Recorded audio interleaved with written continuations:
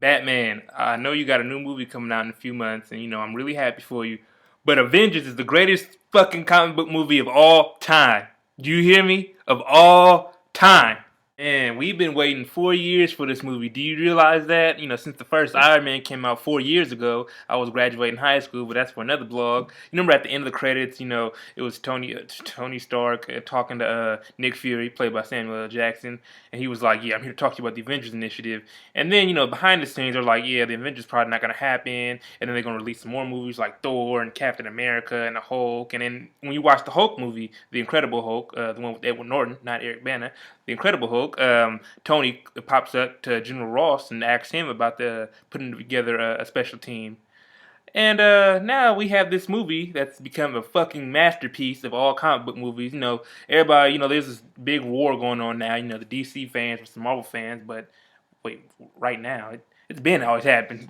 Just like Star Trek versus Star Wars fans. Okay, you guys know I'm not really a sucker for spoilers like that, but with this review and recap, I really do have to do some spoilers. That's why I indicated that on the banner before this video started. So let's get into it.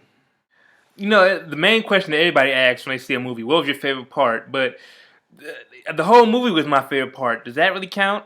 If not, my favorite part was when I have three favorite parts. When Tony and first met Thor in the forest, and he was like something about Shakespeare, like 2 hours, some bullshit he said. And then the second favorite part was at the end when Hulk and Thor got done whooping some Chitauri's asses in the building. And then Hulk punched Thor. That was my favorite parts. And the third favorite part was the Black Widow when she was like, hey, let me put you on hold, and whooped all them Russian dudes' asses. Yeah, that was pretty much my favorite. It was real heartbreaking to see Phil Coulson die. Agent Coulson. I mean, because he was the one that really came put all these movies. He was in most of the Marvel movies, basically. Well, except Captain America and Incredible Hulk. But yeah, well, actually, he had something to do with Hulk, but he wasn't in the movie. If you see Iron Man 2, remember he said he had to go do something in Brazil. Hulk was in Brazil during his movie, and just the whole Marvel cinematic universe. How it collides and stuff.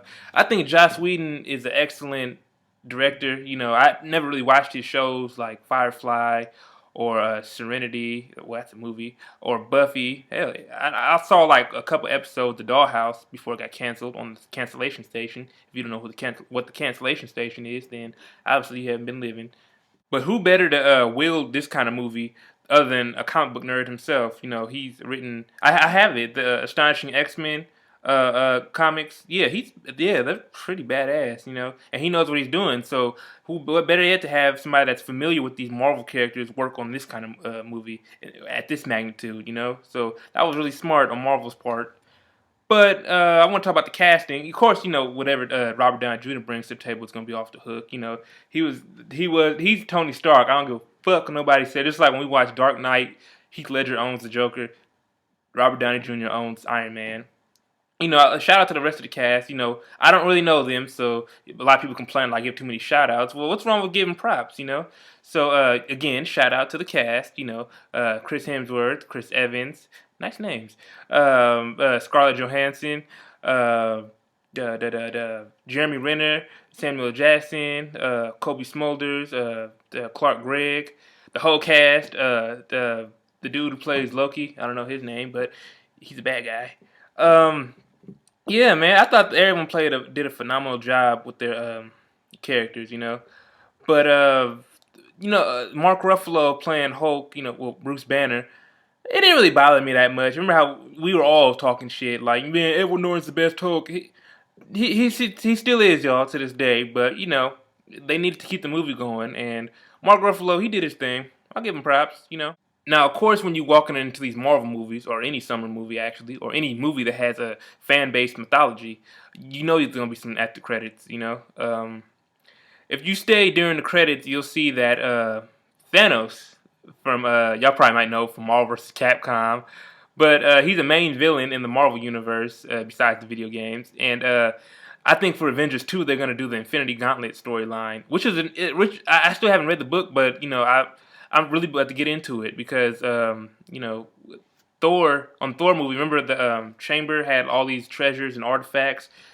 Marvel kept posting pictures about the artifacts that are inside Odin's chamber, and one of them happened to be the Infinity Gauntlet. So I'm thinking that in Thor 2, they're going to expand on that a little bit and redo it again for Avengers 2, just like they did with Iron Man. Or maybe next year when they do Iron Man 3. Yeah, y'all know how these Marvel movies go. So I wonder what Marvel's going to do next, man. After Thor 2 and Iron Man 3, there's talks about an Ant-Man movie, Guardians of the Galaxy movie, Runaways, and hopefully Black Panther. But what Marvel movie do you guys recommend they do after those two, Thor 2 and Iron Man 3? Of course, you got to do Avengers 2. That's mandatory right there. And started doing swell numbers. 89. I think 89 or 80 million just on Friday alone was just maximum. And yeah, the line was crazy today. Good thing I got there on time to get a seat, even though it was in the front, but it was still a seat. Other than that, I'd really give this movie a 5 out of 5. Dark Knight probably not gonna have shit on this movie, but I'm still gonna go see Batman anyway because I love Batman. Give me your thoughts. If y'all saw the movie already, oh yeah, and for all the people overseas who are bragging like, oh, we saw the movie first, who gives a fuck? I don't give a fuck if y'all saw it last, but I still love y'all. I love my overseas fans, but y'all brag too much. That's why I love being an American, where we don't have people, kids working in sweatshops, and well, that's a whole nother blog. So, anyways, y'all, 5 out of 5. Go see this movie. Go see it again next week, and then the week after that, go see Battleship, and then the week after that, go see Men in Black 3. Deuces.